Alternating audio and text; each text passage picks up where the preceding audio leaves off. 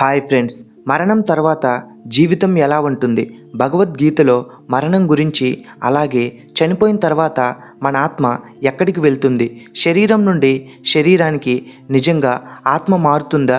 ఈ విషయాల గురించి శ్రీకృష్ణుడు భగవద్గీతలో ఏం చెప్పాడో ఇప్పుడు తెలుసుకుందాం. ఈ వీడియోని ఎక్కడా స్కిప్ చేయకుండా ఫుల్ వీడియో చూసేయండి.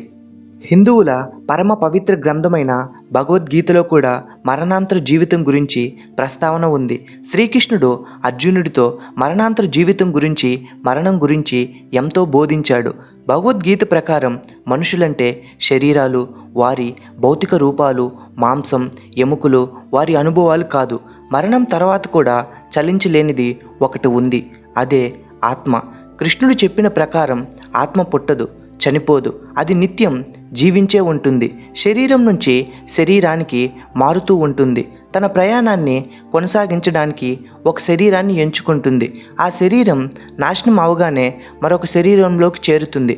భగవద్గీత ప్రకారం మరణం అనేది ఒక ముగింపు కాదు, అది ఒక మార్గం.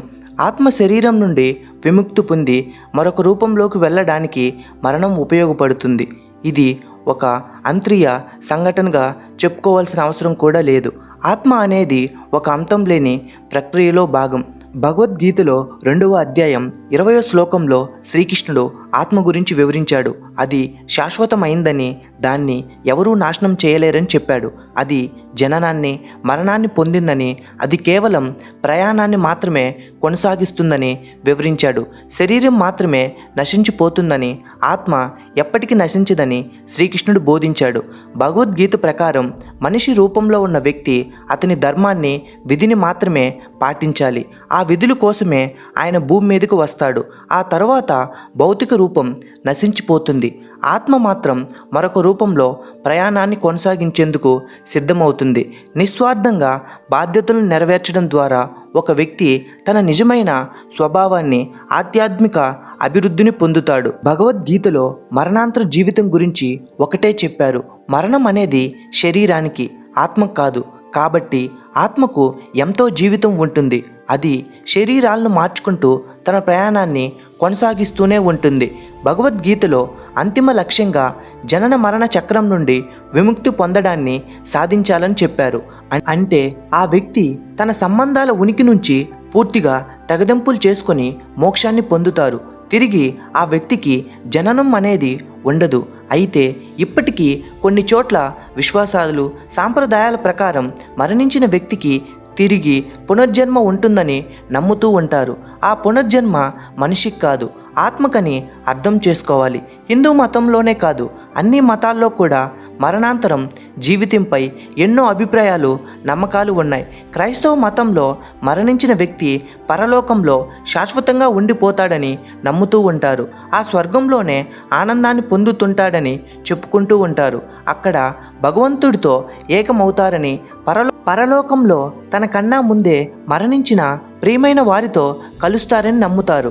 అయితే జీవితంలో తమకు అప్పజెప్పిన పనులను, బాధ్యతలను, విధులను నెరవేర్చిన వారు మాత్రం నరకానికి వెళ్తూ ఉంటారని చెబుతూ ఉంటారు.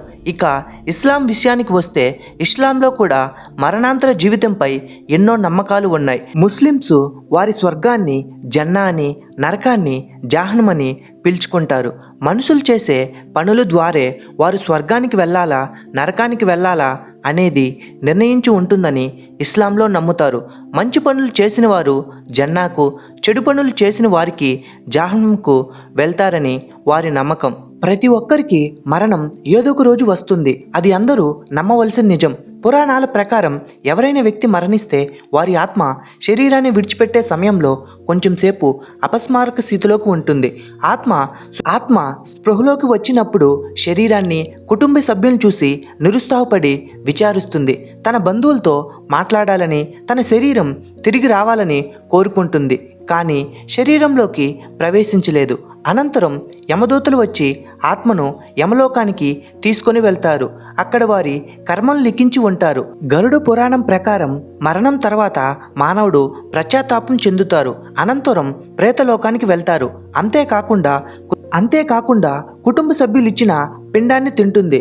వారిచ్చిన నీటిని మాత్రమే తాగుతుంది. 13 రోజుల పాటు ఆచారాలతో ముడిపడి ఉన్న అంత్యక్రియల తర్వాత ఆత్మ బొటనవేలు లాంటి సూక్ష్మ శరీరాన్ని పొందుతుంది. మరణించిన వ్యక్తి మానవ జీవితంలో చేసిన కర్మ ఫలాలను ఆస్వాదిస్తుంది. అదే శరీరంగా భావిస్తుంది. ఈ బొటనవేలు మాదిరిగానే యమదూతలు 13వ రోజున శరీరాన్ని యమలోకానికి తీసుకుని వెళ్తారు. యమ మార్గం బహు కష్టతరంగా ఉంటుంది. ఇక్కడే వ్యక్తి తన కర్మ ఫలాలను పొందుతారు. 12 నెలలలో 16 నగరాలు నరకాలను దాటి యమలోకానికి చేరుకుంటుంది. గరుడ పురాణం ప్రకారం శ్రీహరి భక్తులను మాత్రమే విష్ణుదూతలు వైకుంఠానికి తీసుకుని వెళ్తారు. అలాంటి ఆత్మలు ప్రేతలోకానికి వెళ్ళవు. ఇదే సమయంలో కొన్ని ఆత్మలు వారి కర్మల ఫలితంగా సంపాదించిన పుణ్యం ద్వారా దేవలోకం, పితృలోకంలో చోటు సంపాదిస్తారు. అక్కడ వారు తమ విలువైన శరీరాన్ని పొందే వరకు నివసిస్తారు. అంటే తిరిగి జన్మెత్తే వరకు అక్కడే ఉంటారు. కోరికలు తీరని ఆత్మ వెంటనే పునర్జన్మ తీసుకుంటుందని, కోరికలు తీరకపోతే ప్రేతాత్మగా మారి తన కోరికలను తీర్చుకోవడం కోసం ఇతరులను ఆశ్రయించి వారి ద్వారా కోరికలు తీర్చుకుంటుందని చాలా కథల్లో, సీరియల్లో, సినిమాల్లో చూస్తూ ఉంటాం. ఈ వీడియో మీకు నచ్చినట్లయితే మన ఛానల్ని లైక్ చేసి, సబ్స్క్రైబ్ చేసి, కామెంట్ చేసి మీ ఫ్రెండ్స్కి షేర్ చేయండి.